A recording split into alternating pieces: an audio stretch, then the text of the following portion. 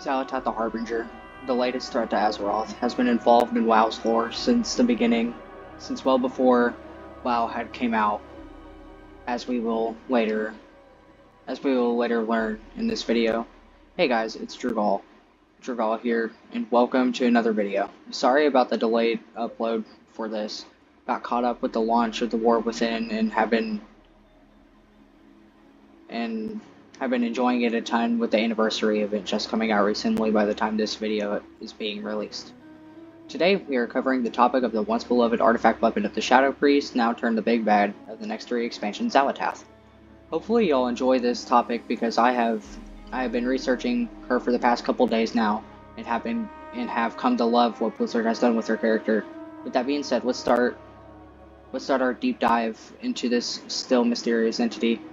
Xal'atath was first introduced to the player character in Legion as a Shadow Priest artifact weapon known as Xal'atath, the Black Blade of the Empire, but the entity has been around for a lot longer than that.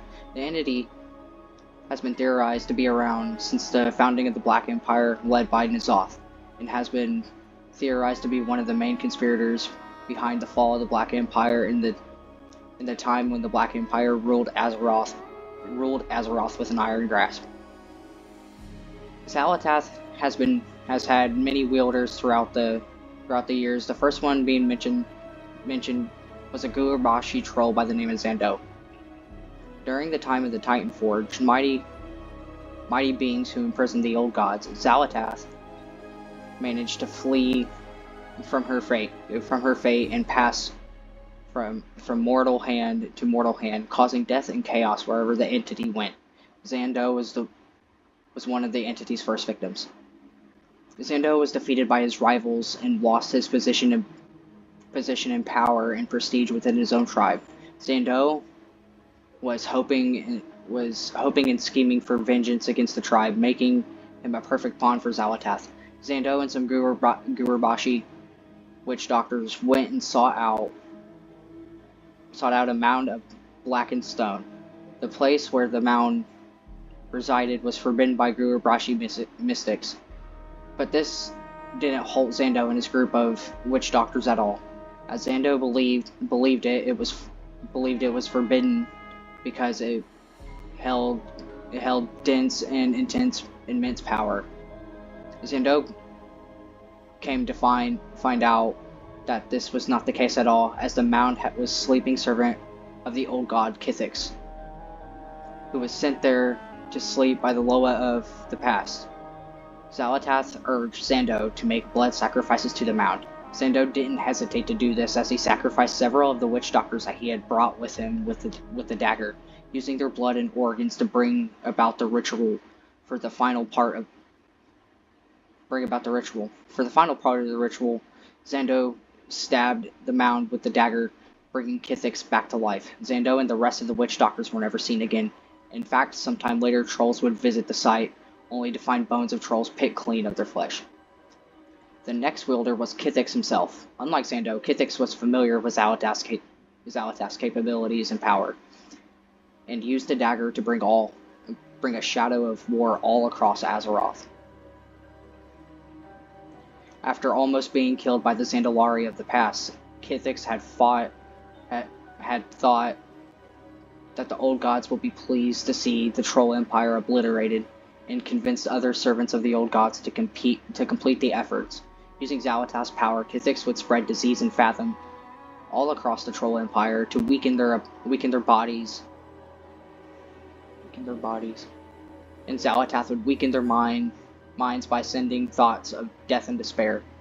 Even though the trolls were eventually able to kill Kithix, the visions of Xal'atath would stay with the remaining trolls until their eventual death. The legend of the Black Empire almost wiped out the mighty troll. The legend of the Black Blade that almost wiped out the mighty Troll Empire would be carried on from tribe to tribe for many decades, which kind of makes me feel weird, because I made my priest Zandalari troll and frequently use Xal'atath as a transmog because it just looks too damn cool. The next mentioned wielder was Modgood. Sorry, I don't want to butcher it, but it seems like I probably did. The next mentioned wielder was Modgood, the wife of Sorcerer Thane Tharis and the former leader of the Dark Iron Dwarfs. Thanks to her position and power and her embrace of arcane magic, she was sent a lot of powerful enchanted artifacts, none of which really satisfied her. She would send many of her servants to search for new relics and artifacts that she could study for the creation of new spells. One servant brought back a black blade that was pulsating with dark energy, and this immediately interested her. For days she retreated into the archives to study the blade, and was even seen talking to it from time to time. When Modgood returned from the archives, she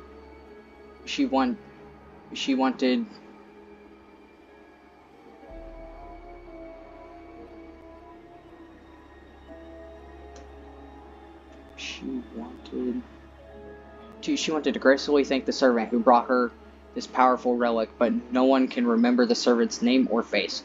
It was almost like the dwarf that brought back the relic never existed. During the battle between the Wildhammers and the Dark Iron Dwarfs in Grim Battle, the Dark Iron pouring into the city with both sides showing no mercy. Just to further prove how bitter the rivalry between the two clans was.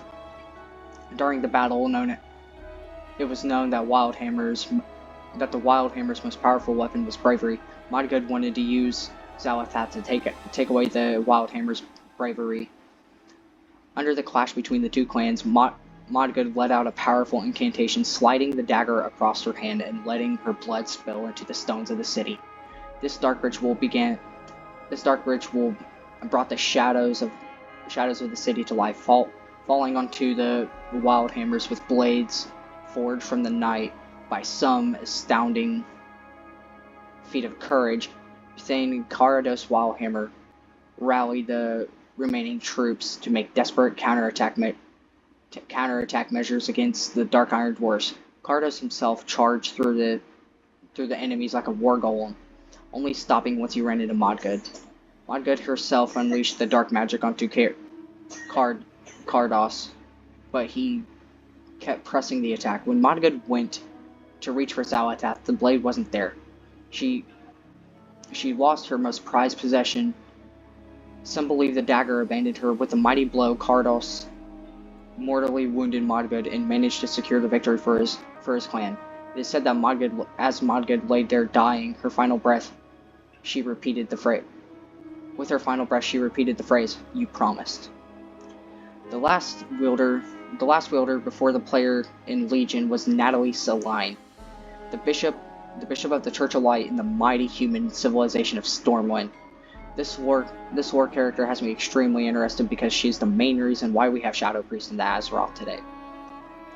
She had lived through the First War when the Orcish horde invaded Azeroth through the Dark Portal and conquered the human capital of Stormwind. After the war, the bishop realized that the only way to defeat the orcs was to study the same powers the orcs had wielded. But in her journey, she visited many of the old battlefields where their dark magics changed the land. In her investigations, she learned about the black blade used in their blood ritual. The blade that was said to have the power to sway the shadows themselves. Worried that such a blade existed, she swore to find it and destroy it in the name of the light. Eventually, Saline found the dagger. Immediately after touching the dagger, a name kept popping up in Natalie's mind. The name, Xal'atath. She knew she couldn't destroy the blade. Not yet. How does she destroy a power for which she does not understand? Xal'atath would whisper to Saline that there is more to the world than she knew, than just the light. That there is also void. One could possibly weave the strands of both light and void to use both sides. There was always going to be consequences.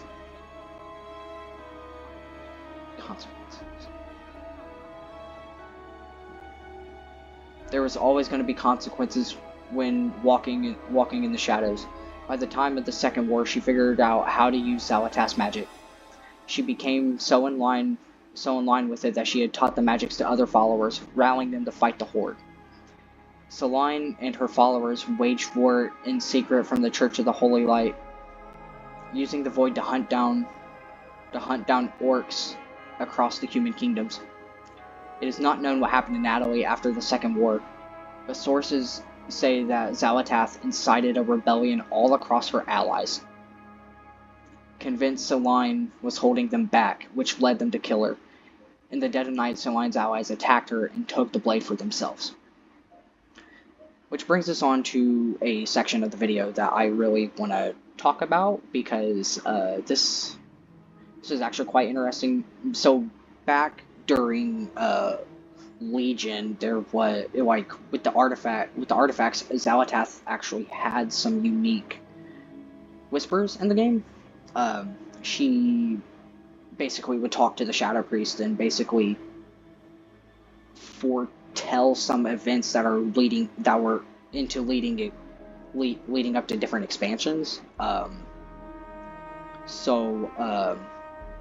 Which basically we're only going to really cover the ones that foretell what happens, basically foretell the War Within expansion, and basically tell you what's going to happen and everything. So, in reference to Ilaria, she says, this one shows promise. The whispers lure her toward her fate. Which basically, this is being referenced, like, before the Void Elves were a thing and everything, like, you know, this was being referenced, like, way before that. I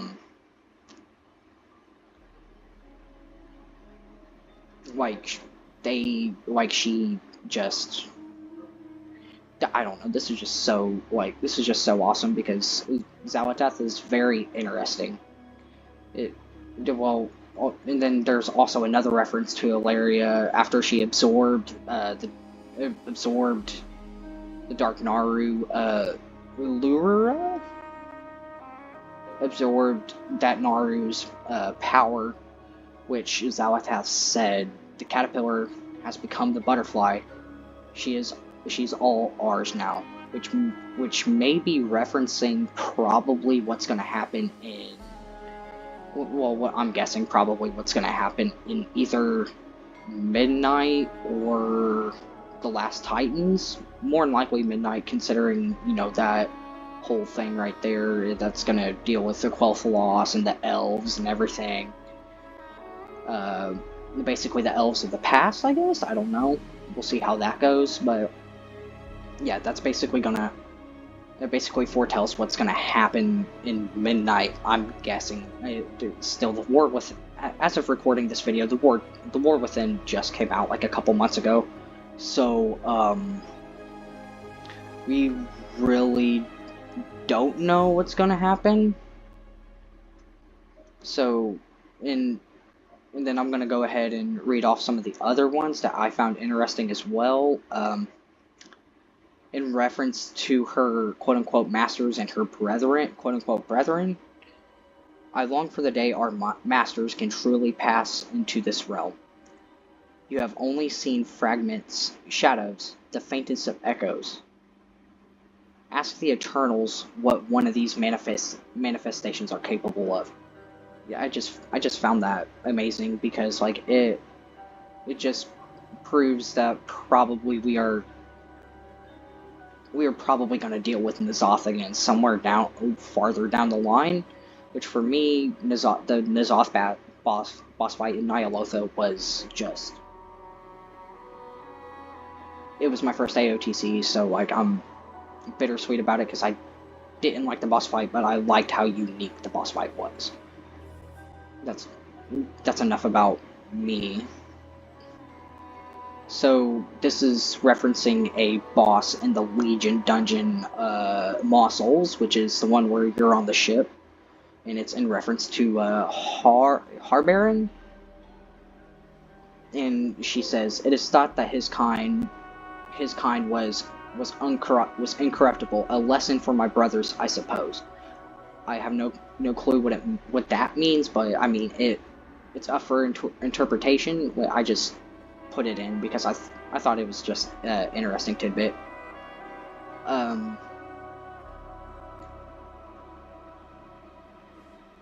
She also whispers, "We may face some of my brethren in this conflict," which means during Legion, because the Void Lords are, or we are technically fighting the Legion, which is the Nathraz, which she would be, I'm guessing she would be talking about the Nathrazim. I'm not for sure. She says, "We may face some of my brethren in this conflict. A prospect that delights me. Their power will be mine. They will pay for what was done to me long ago." She whispers as if she holds a grudge against her quote-unquote brethren. I don't know what she means by this. It's just very interesting. It could lead into some of the stuff leading into Midnight, what she's referencing. But then again, we kind of sort of already know about this because, I mean, it was introduced in Legion, so I don't really know what it's referencing, but I just thought it was cool to put into the video. She also whispers, I believe she is talking about, I think she is talking about, how the Naru are, how the Naru have basically their thing of the light isn't their true path. Basically it's talking about the void, the big ones bit, which a good example.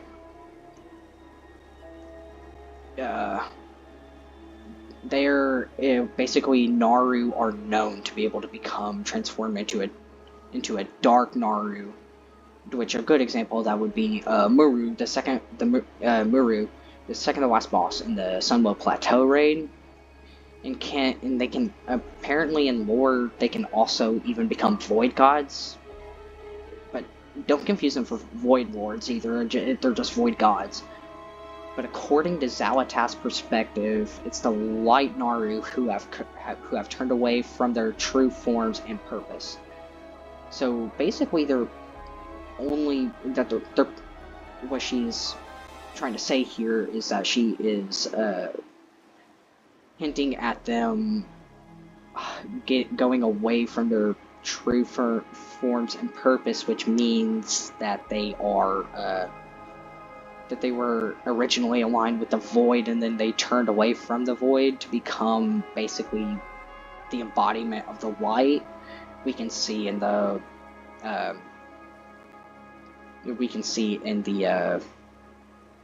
basically in the Legion cutscene that basically one of the Naru, I can't remember the name. It was the main one that the Paladins of the Silver Hand followed. Which is why Terrellian's reaction to the way it is that whenever Illidan just obliterated the Naru, which we're done with the Whispers category, so we're gonna go into the Battle for Azeroth lore that we have, which isn't really much. This expansion was something else, to say the least. We have to revisit the expansion because Xal'atath plays a semi-major role in the events leading up to the heroes of Azeroth invading Ny'alotha and subduing N'Zoth. While the player character is doing the Naga World quest and Kultiris and Zandalar, players have a chance of picking up the Ajaran medallion. the player character is tasked with bringing this item to Collector Kojo to help decipher it. Basically, the medallion. What Kojo tells us is the medallion has attack orders for the Naga to attack both continents, and he found an artifact similar to the medallion, which turns out to be Xal'atath. After we revive Xal'atath, the dagger is in a pretty weakened state. In the quest you have to then turn around and kill the Naga of the area of the shrine to empower the blade, which fully revives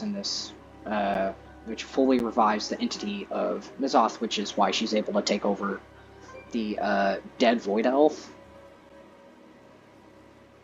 Which is why she's able to take over the dead Void Elf's body that she currently takes form of. It's also worth noting. It's also worth noting that if you are a priest in this whole questline, you don't have to be Specking the Shadow to get this interaction. I think it's pretty awesome that I think it's pretty awesome that Blizzard did this, because it's I've always liked it whenever they did the special interactions for certain classes and everything. Basically, at the beginning of the quest line, instead of the basic interactions, other classes would get. Shadow Priest would receive a slightly different quest, with Kojo telling them that they heard tales of a Shadow Priest using an ominous dagger to fight the Burning Legion with, and if you are just a priest in general, after empowering the blade. Instead of thanking you, Xal'atath will instead berate you for misusing her in Xal'atath, referencing the fact that during the pre-patch for Battle for Azeroth, the player character gives up the power that the artifact was holding, which was our borrowed power system for Battle for Azeroth. I always thought the Legion, the only good borrowed power system was in Legion. Battle for Azeroth just completely ruined it.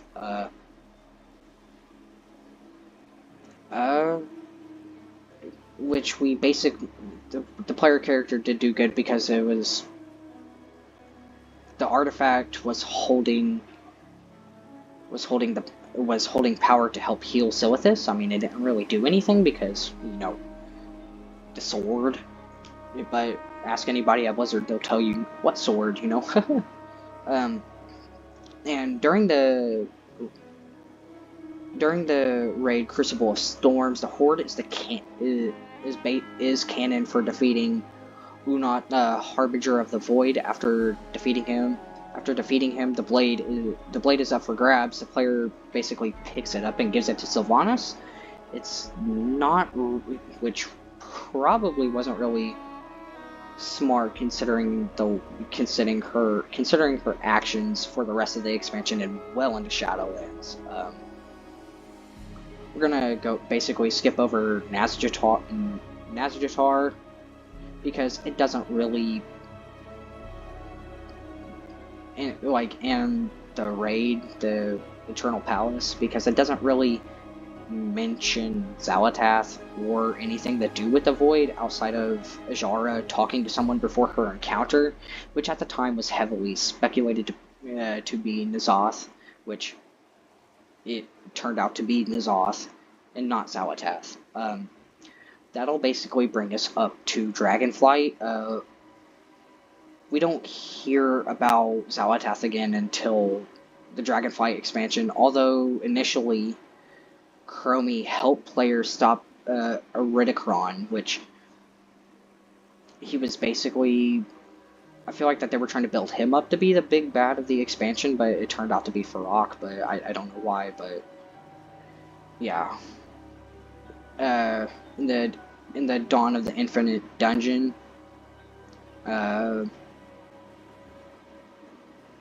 she chose to reverse time and basically save Nal's Door move from becoming Murazon, instead allowing Iridicron to escape through the Void Portal alongside an elven figure that resembled Xal'atath's High Elf form. I might be jumping ahead a little bit because it was around this time that I personally took a break from retail WoW, and I was playing Classic a lot during that time. I know that there was quests and everything. I didn't go through and do the prerequisites for that quest or anything. I didn't do anything. I just logged onto my character and abandoned the quest right away. And then this brings us up to the War Within, which is where we're at now. It isn't.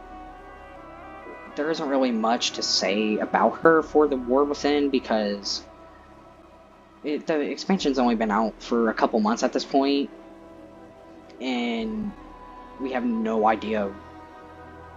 We have no idea what they're going to do with her in 11.1, let alone the next 3 expansions, how she's finally going to get defeated and everything.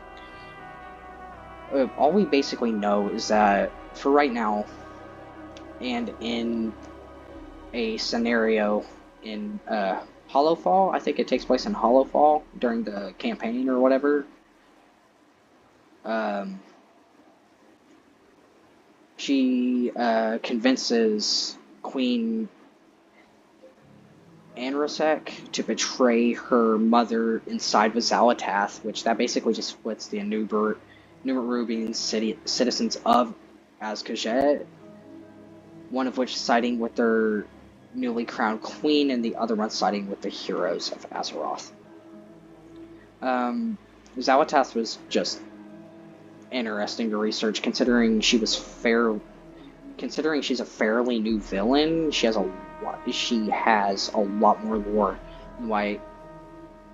than what I was expecting, and it truly blew my mind. I loved doing the research on this even before I started doing YouTube.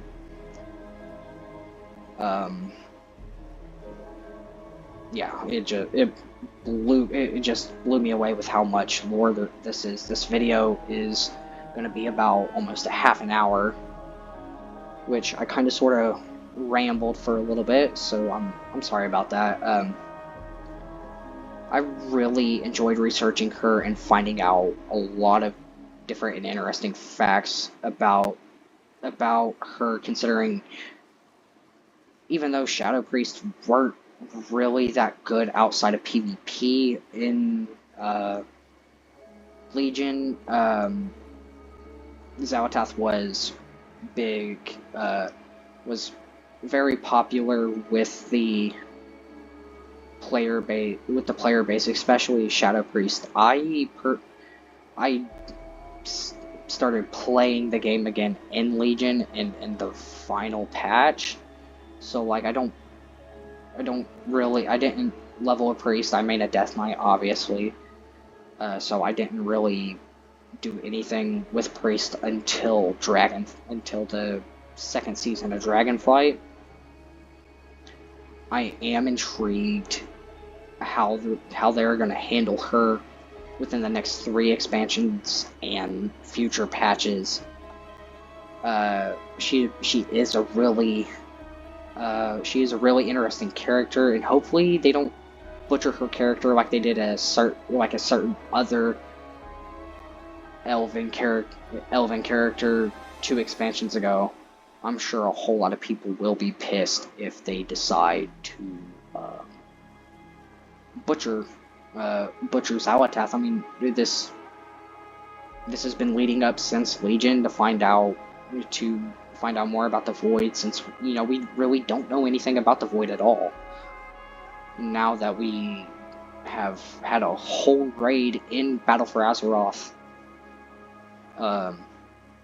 dealing with Void Words and stuff, such as Zoth and everything,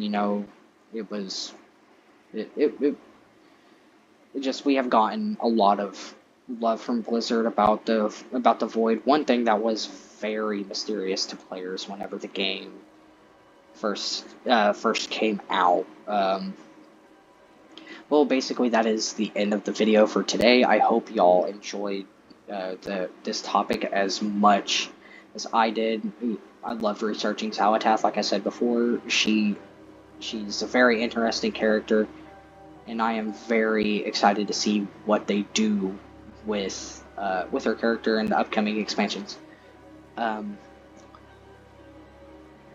I will see y'all in the next video.